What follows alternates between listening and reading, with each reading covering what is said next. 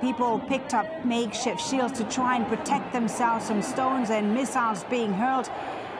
The Arabic Network for Human Rights Information sent a message on Twitter which read, "Save Egypt and its youth from the thugs of the Egyptian regime." Cameras down on the ground also saw the injuries being caused. One man said, "They want to kill us. They want to kill us." A giant banner was paraded through the streets. It read, "The people want to topple the president." Well, just after 1400 hours GMT, the first gunshots were reported. One of our correspondents on the ground said he heard shots near the Egyptian Museum. We also heard those shots. The government said that troops were ordered to fire into the air to try and disperse the crowds.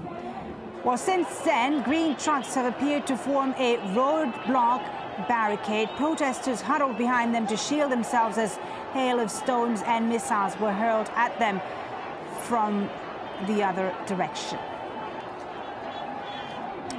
This is a live shot of Tahrir Square, where it's now nighttime.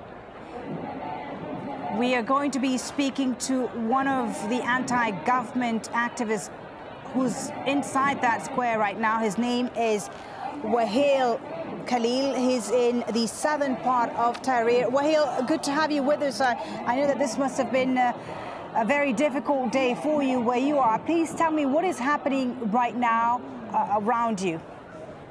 Right now, I mean, I can look, no stone throwing, but there's like standoff on both sides. But we had stone fights since this noon, nearly coming from all the streets from more than one street at a time. We had them from the north and from the south. I mean, these are not people who are out to express their opinion. I don't mind them.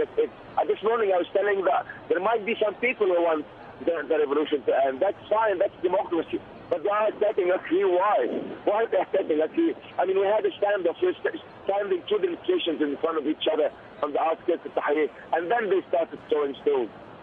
And then what the hell is he doing? I hope everyone who really had any was working. Okay, Waheil, just tell me about the situation right now. We understand that many people have been injured. Are they still inside the square? Who's been injured? What type of injuries have you seen?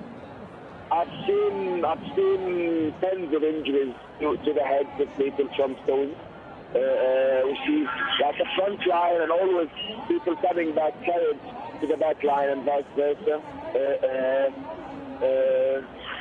I've seen them charging and then the protesters pushing them back, pushing them far away. That happened besides the Egyptian Museum. The army is not intervening at all. We've seen just few gunshots in one of the areas they were attacking from Talat Harb Street, and they withdrew immediately. So most of the clashes, and this is what we've seen also, most of the clashes have been taking place on the side streets of Tahrir Square. Thank you so much, Waheil, for speaking to us. On the line also with us right now is the Nobel Prize-winning Egyptian author Adaf Souef. Thank you very much for speaking to us. Obviously, a very dramatic day in Egypt today, in Cairo in particular, after what's been a week of largely peaceful anti-government demonstrations. The situation escalated, deteriorated terribly in the last few hours. What's your reaction to these events?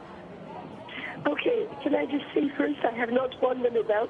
I've been nominated for the Booker, which is a very different thing. Basically, we have had demonstrations now, anti-government protests for a week. And yesterday there were 4 million people on the streets of Egypt, and it was all peaceable. Now, today, what has happened is that the government has turned loose its security forces in plain clothes, and it's turned loose its armed gangs and its people with a criminal record that it has traditionally used to terrorize people during elections, which is how they rig the elections. And now they've turned them loose on the peaceful protesters, and suddenly everything has turned violent and nasty. Well, and the thing is... The army, I'm sorry to interrupt you, but the army had indeed warned people to stay at home today after that speech by President Mubarak yesterday. They had warned people to stay at home, but yet they came out. So in a way, I'm almost tempted to say... Yes, I'm almost tempted to say that these events perhaps were to be expected. So are you saying that that anywhere in the world, if people are protesting peacefully and the army tells them to go home, then that is the correct thing to do? The people are protesting, and the people have said that they demand that the entire regime leaves Egypt. And they're sitting in the square protesting peaceably. Now, if the other side are indeed pro-Mubarak demonstrators, then they should be out there with their slogans, with their chants, with their alternative songs. But they are out there with violence. Now, the army, if it has a role, its role is to protect the peaceful citizens of any country. Their role is now to step between the demonstrators who have proved over the last week that however many they are, however diverse they are, they have kept the peace. And the attacks have come... Let me just interrupt you just for a second again, and I'm just going to, play the devil's advocate here. Isn't it time, though, that this stops? I mean, there's a lot of blood that's been shed over the last week. The anti-government protesters call for Mubarak to stand down don't seem to be getting anywhere. He doesn't seem to be willing to heed that call. I mean, isn't it time for this to stop so that Egyptian blood can be saved? It's up to them. I'm not going to speak for them, but they have said, and millions of people have said with them, that they are staying out until this regime leaves, and that there is no turning back. And what they wanted was to have a peaceable removal of the regime and the transition to a truly democratic and truly representative government for this country. To remove themselves now would be to admit defeat and would be to invite the Mubarak regime to be even more brutal and even more corrupt than it has been so far. Okay. So they don't have any intention of leaving, and any pressure that is put should not be put on them to leave. It should be put on this regime to stop brutalizing and killing its own citizens. This is where the pressure should go. Thank you very much for speaking to us. Egyptian author Adaf Suef on the line from Cairo there with us. The battle for Egypt, both democracy and rival groups fighting on the streets. Hundreds have been hurt.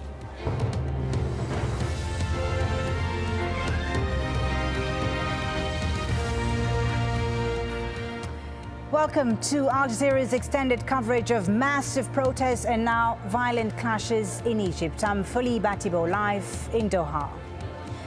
So-called government supporters cut through the protests on horses and camels. Some were pulled off and beaten. Protesters say ID cards prove some of those involved are actually policemen in civilian clothes.